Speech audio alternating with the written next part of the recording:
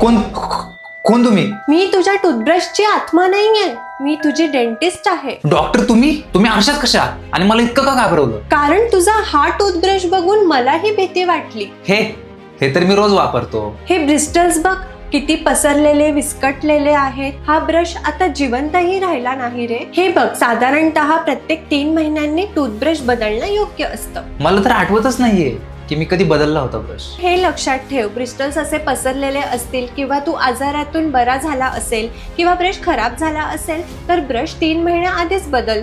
बरं डॉक्टर, आता हा ब्रश सॉफ्ट मीडियम की हार्ड असावा? बहुतेक लोकांसाठी सॉफ्ट ब्रिस्टल टूथब्रश हाच एक सर्वोत्तम पर्याय असतो. पण हार्ड ब्रशने जास्त स्वच्छ होत नाहीत का? चुकीचा समज. हार्ड टूथब्रशने जास्त जोरात घासलं तर हिरड्या मागे सरकतात आणि इनामलची कायमची झीज होते. सॉफ्ट ब्रश प्लाक नीट क्लीन करतो आणि हिरड्या आणि इनामलला इजाही करत नाही. म्हणून लक्षात ठेव, योग्य ब्रश असून फक्त उपयोग नाही, तर ब्रश करण्याची पद्धतही तितकीच महत्वाची आहे.